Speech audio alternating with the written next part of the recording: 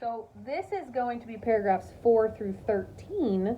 This is the second part of activity 2, where you are going to reread paragraphs 4 through 13 of the story, and you're going to complete scene 1 on page 2 of the story map. So it looks like this, and it says scene 1 and scene 2, and the columns are identical. So I went ahead and, following the directions on your paper, I wrote paragraphs 4 to 13 at the top of scene 1 and paragraphs 14 to 25 at the top of scene 2. So we're only going to focus on paragraphs 4 through 13 right now. And we're going to identify, again, the setting. We're going to identify the characters. And we're going to identify the 4 main events that happened in this scene. So let me go ahead and read paragraphs 4 to 13 right now. While I'm reading, I really think picking out the setting and underlining it, marking it in your text, picking out any characters' names, underline those characters' names, and then picking out your events, which I will talk about when we get to the end, but I think you can, since we're piecing this or taking this apart into different pieces, I think you'll be okay. So starting at paragraph 4, which is on the second page of Raymond's run. I'm standing on the corner admiring the weather and about to take a stroll down Broadway so I can practice my breathing exercises, and I've got Raymond walking on the inside close to the buildings, 'cause he's subject to fits of fantasy and starts thinking he's a circus performer, and that the curb is a tightrope strung high in the air. And sometimes, after a rain, he likes to step down off his tightrope right into the gutter and slosh around, getting his shoes and cuffs wet. Then I get hit when I get home. Or sometimes, if you don't watch him, he'll dash across traffic to the island in the middle of Broadway and give the pigeons a fit. Then I have to go behind him, apologizing to all the old people sitting around trying to get some sun, and getting all upset with the pigeons fluttering around them, scattering their newspapers and upsetting the wax paper lunches in their laps. So I keep Raymond on the inside of me, and he plays like he's driving a stagecoach, which is okay by me so long as he doesn't run me over or interrupt my breathing exercises, which I have to do on account of I'm serious about my running, and I don't care who knows it. Now, some people like to act like things come easy to them, won't let on that they practice. Not me.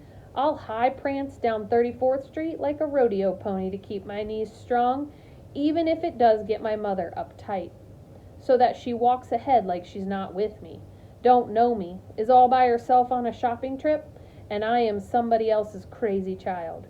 Now you take Cynthia Proctor, for instance. She's just the opposite. If there's a test tomorrow, she'll say something like, "Oh, I guess I'll play handball this afternoon and watch television tonight," just to let you know she ain't thinking about the test. Or like last week when she won the spelling bee for the millionth time. "A good thing you got receive, Squeaky, 'cause I would have got it wrong. I completely forgot about the spelling bee," and she'll clutch the lace on her blouse like it was a narrow escape. Oh, brother. But of course, when I pass her house on my early morning trots around the block, she is practicing the scales on the piano over and over and over and over. Then, in music class, she always lets herself get bumped around so she falls accidentally on purpose onto the piano stool and is so surprised to find herself sitting there that she decides just for fun to try out the old keys. And what do you know, Chopin's waltzes just spring out of her fingertips, and she's the most surprised thing in the world. A regular prodigy. I could kill people like that. I stay up all night studying the words for a spelling bee, and as you can see, me any time of day practicing running. I never walk if I can trot, and shame on Raymond if he can't keep up. But of course he does, 'cause if he hangs back, someone's liable to walk up to him and get smart, or take his allowance from him, or ask him where he got that great big pumpkin head. People are so stupid sometimes. So I already have underlined the setting. which is Broadway Street. I've already underlined Squeaky's name and Raymond's name. Now, I bet some of you underlined Cynthia Proctor's name. But is she an actual character in the story, or is she just someone that Squeaky is talking about? Something to think about. That's all you can identify right now on your story map for this part. Moving on. Starting on page 3. So I'm strolling down Broadway, breathing out and breathing in on counts of 7, which is my lucky number, and here comes Gretchen and her sidekicks, Mary Louise, who used to be a friend of mine when she moved to Harlem from Baltimore, and got beat up by everybody till I took up for her on account of her mother and my mother used to sing in the same choir when they were young girls. But people ain't grateful, so now she hangs out with the new girl, Gretchen, and talks about me like a dog. And Rosie, who is as fat as I am skinny and has a big mouth where Raymond is concerned, and is too stupid to know that there is not a big deal of difference between herself and Raymond, and that she's going to be one of those Dodge City scenes because the street ain't that big and they're close to buildings just as we are. First, I think I'll step into the candy store and look over the new comics and let them pass. But that's chicken, and I've got a reputation to consider. So then, I think I'll just walk straight on through them, or even over them if necessary. But as they get to me, they slow down. I'm ready to fight, because like I said, I don't feature a whole lot of chit-chat. I much prefer to just knock you down right from the jump and save everybody a lot of precious time. You signing up for the May Day races? Smiles Mary Louise, only it's not a smile at all. A dumb question like that doesn't deserve an answer. Besides, there's just me and Gretchen standing there really, so no use wasting my breath talking to shadows. I don't think you're going to win this time, says Rosie, trying to signify with her hands on her hips all salty, completely forgetting that I have whooped her behind many times for less salt than that. I always win 'cause I'm the best, I say straight at Gretchen, who is, as far as I'm concerned, the only one talking in this ventriloquist dummy routine.